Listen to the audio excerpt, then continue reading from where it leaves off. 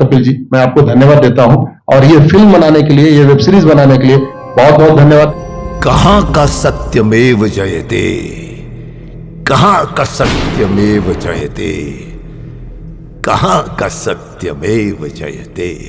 Supreme court के जजेस, high court के जजेस जरूर इसको देखें और आत्मचिंतन करें कि भारत की न्याय प्रणाली कहां पहुंच गई है।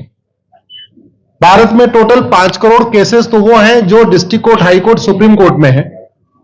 इसका मतलब 5 करोड़ परिवार न्याय की आशा में बैठा हुआ है। ऑन एन एवरेज एक परिवार में 6 आदमी रख लीजिए, तो यानी 30 करोड़ लोग न्याय की आस लगाए बैठे हुए हैं। 30 करोड़ का मतलब एक अमेरिका, 30 करोड़ का मतलब 15 ऑस्ट्रेलिया, 30 करोड़ का मतलब 7 कनाडा, 30 करोड़ का मतलब 1.5 ब्राजील। इतने लोग भारत में न्याय की आस में बैठे हुए हैं। और ये 5 करोड़ केस तो वो है जो district court, high court, supreme court में है। इसके पैरेलल हमारे देश में एक और जुडिशियल सिस्टम है, उसको कहते हैं तहसीलदार, एसडीएम, एडीएम, डीएम, कमिश्नर, जहां पे चकबंदी के मुकदमे चलते हैं। वो इस 5 करोड़ में काउंटेड नहीं है। जो तहसीलदार के यहां मुकदमा होता है, एसडीएम के यहां मुकदमा होता है, एडीएम के यहां होता है, डीएम के यहां होता है, चकबंदी अधिकारी जिसको सीओ कहते हैं, डीडीसी कहते हैं, एसओसी कहते हैं, वो इसके पैरेलल में है और 5 करोड़ मुकदमे वहां पे भी चल रहे हैं। इसका मैं लाइव एग्जांपल देना चाहूंगा भारत की ब्लैक जस्टिस सिस्टम का। 1985 में जौनपुर में एक 10 बीघे जमीन का मुकदमा शुरू हुआ था। अभी वो सबसे नीचे पायदान पे है, जिसको कहते हैं चकबंदी अधिकारी। 1985 में मुकदमा शुरू हुआ, 2023 आ गया, लगभग 37 साल बीत चुके। 37 साल में यह नहीं तय हो पाया कि असली विल कौन सी है। 2 लोगों ने क्लेम किया, वो कह रहे हैं मुझे विल मिली है, वो कह रहे हैं मुझे विल मिली है। 37 साल में यह नहीं डिसाइड हो पाया असली विल किसकी है। अगर मान लीजिए आज डिसाइड हो जाए तो सीओ के बाद एसओसी, एसओसी के बाद डीडीसी, डीडीसी के बाद हाई कोर्ट, हाई कोर्ट के बाद सुप्रीम कोर्ट, यानी अभी 35 साल और लगेगा, 70 साल लगेगा।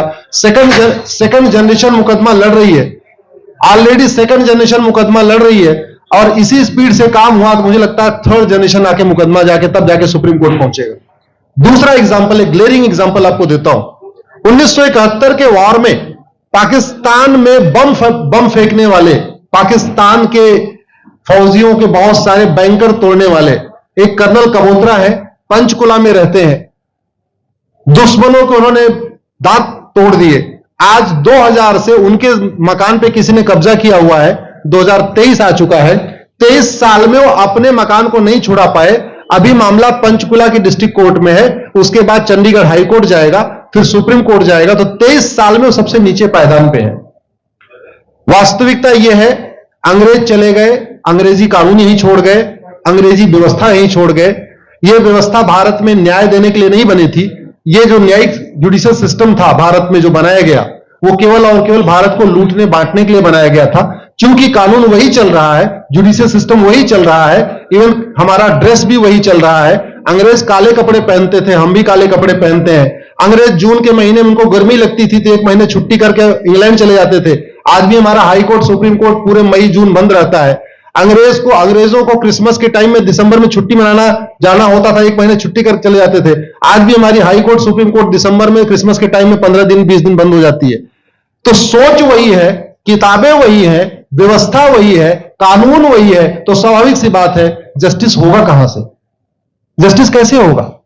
हम 2023 में 1860 का इंडियन पिनल कोड लेके घूम रहे, 1861 का पुलिस एक्ट लेके घूम रहे, गवाहों के बयान 1872 के कानून से हो रहे।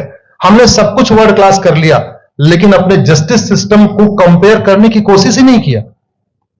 जितने में एक एयरपोर्ट बनता है, एक एयरपोर्ट बनाने में 25,000 करोड़ की लागत आती है। अगर हमारी सरकारों ने एक एयरपोर्ट की कीमत जुडिशियल सिस्टम पे खर्च कर दिया होता तो हमारी न्यायिक व्यवस्था अच्छी हो गई होती।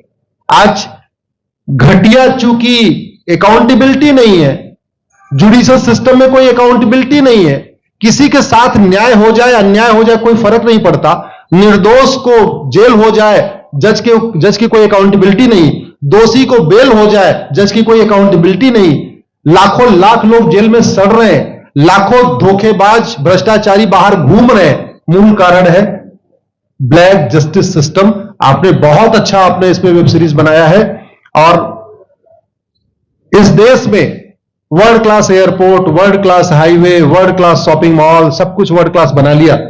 इनफैक्ट अपना मोबाइल का डेटा सुरक्षित रखने के लिए हमारे सांसद, विधायक, जज आईफोन भी यूज करते हैं।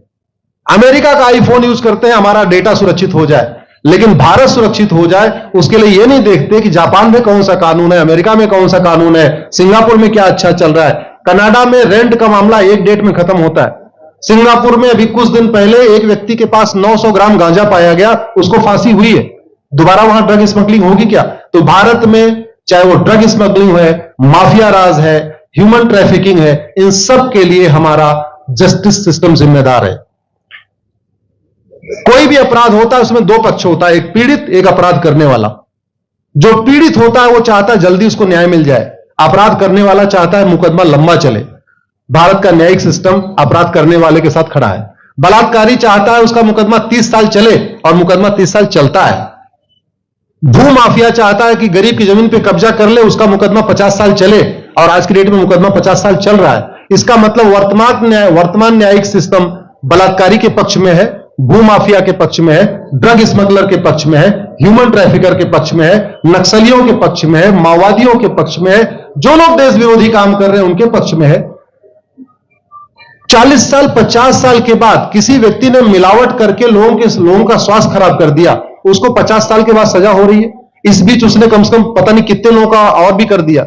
तो ये जो जस्टिस सिस्टम होता है दवा की तरीके काम करता है। जैसे दवा अच्छी होती है बीमारी तुरंत ठीक हो जाती है, अगर दवा घटिया होती है तो बीमारी बढ़ जाती है। दवा खाने के बाद शरीर एज इट इज नहीं रहता, या तो बीमारी ठीक होती है या तो बीमारी बढ़ती है।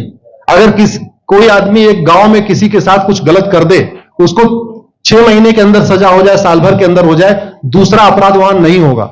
लेकिन अगर उस व्यक्ति को पनिशमेंट नहीं मिला तो स्वाभाविक सी बात है उसने उसको और मोटिवेट कर दिया। कहते नहीं ऐसे बुखार है, तुरंत 2 गोली खाइए बुखार ठीक हो गया, लेकिन अगर आपने दवा नहीं खाई या गलत दवा खा लिया तो टाइफाइड होगा या निमोनिया होगा। दुर्भाग्यवश ये हमारा जस्टिस सिस्टम यही कर रहा है। आज की डेट में जितनी समस्याएं हैं, चाहे वो घूसखोरी है, जमाखोरी है, मिलावटखोरी है, कालाबाजारी है, नशा तस्करी है, मानव तस्करी है, सोना तस्करी है, ड्रग स्मगलिंग है, या नक्सलवाद है, या माओवाद है, या कट्टरवाद है, जो भी समस्याएं हैं, उसका एक बहुत बड़ा कारण यह है कि हमारा जस्टिस सिस्टम उसको टैकल नहीं कर पा रहा है, उसको पकड़ नहीं पा रहा है, और इसीलिए भारत में अराजकता है। मैं तो इतने जानता हूं, ऐसी कोई बीमारी नहीं जिसकी कोई दवाई नहीं, ऐसी कोई समस्या नहीं जिसका कोई समाधान नहीं। हम हर चीज के लिए बाहर से चीजें खरीदते हैं, तो हम ये क्यों नहीं देख रहे हैं कि आखिर चाइना का जस्टिस सिस्टम कैसा है, सिंगापुर का कैसा है, कनाडा का कैसा है, फ्रांस का कैसा है, और अमेरिका का कैसा है। हम क्यों नहीं बेस्ट प्रैक्टिसेस उनकी अडॉप्ट कर लेते। दुनिया के कई देशों में नार्को पॉलीग्राफ ब्रेन मैपिंग कानून बना दिया। मेरी बहन दीपिका नारायण बैठी हुई है, ये लगातार फॉल्स केसेस के खिलाफ, इनको मैं देखता रहता हूं, एक्टिव रहती है। एक कानून बन जाए नार्को पॉलीग्राफ ब्रेन मैपिंग, और कंप्लेन पे अंडरटेकिंग ले लिया जाए कि जो कुछ मैं शिकायत कर रहा हूं इसके लिए मैं अपना नार्को पॉलीग्राफ ब्रेन मैपिंग कराने के लिए तैयार हूं, हजारों की संख्या में फेक केसेस खुद ही खत्म हो जाएंगे। आज की डेट में लोग जुडिशरी की लापरवाही के साथ साथ फर्जी केस से परेशान है, फर्जी गवाही से परेशान है, फर्जी एफआईआर से परेशान है, हजारों परिवार परेशान है। कई बार देखा गया कि जो फैमिली के केसेस होते हैं उसमें कितने सारे फेक केसेस भी आ रहे हैं। तो जो वास्तव में दोषी हैं उनको पनिशमेंट नहीं मिल पा रहा है, जो निर्दोष हैं उनके खिलाफ फर्जी केसेस हो रहे हैं। आज की डेट में गांव में एक दबंग अगर जमीन कब्जा कर लेता है, किसी की हिम्मत नहीं पड़ती उसके खिलाफ कोई गवाही दे दे। लोगों को अपनी जमीन छुड़ाने में 30-30 साल लड़ना पड़ रहा है, 35 साल लड़ना पड़ रहा है। अगर 30 साल 35 साल के बाद कक्कड़ जी उसको अपनी जमीन मिल भी गई तो उसके साथ न्याय कहां हुआ? 35 साल में उसका टाइम बर्बाद हो गया, 35 साल में उसका पैसा बर्बाद हो गया, 35 साल वो मेंटल ट्रॉमा में रहा, 35 साल उसने तारीख पे तारीख झेली है। और मैं तो डिस्ट्रिक्ट कोर्ट में कई बार जाके देखा, ऐसे परिवारों को देखता हूं जिनके पास बस से आने के लिए पैसा नहीं है, साइकिल से आते हैं। ऐसे परिवारों को देखता हूं जो चाय नहीं पी सकते अपने पैसे से, बेचारे घर से रोटी बांध के और अचार लेके आते हैं, लेकिन वहां मजबूरी में वकील को पैसा देते हैं। तो हमारी कोर्ट कचहरी वास्तव में दलाली का अड्डा बन गया है। हमारी कोर्ट कचहरी भ्रष्टाचार का अड्डा बन गया है। और मैं दुख के साथ कहना चाहूंगा, अदालतों में न्याय हो नहीं रहा है, बल्कि न्याय बिक रहा है। जिनके पास पैसा है, वो उन्होंने कितना बड़ा क्राइम किया हो, मर्डर किया हो, रेप किया हो, उनको जमानत हो रही है। और जिनके पास नहीं है, वो बेचारे जेल में सड़ रहे हैं। कई बार तो आ गया, मैंने मेरे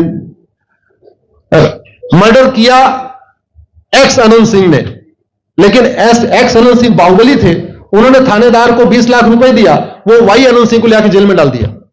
नाम वही है।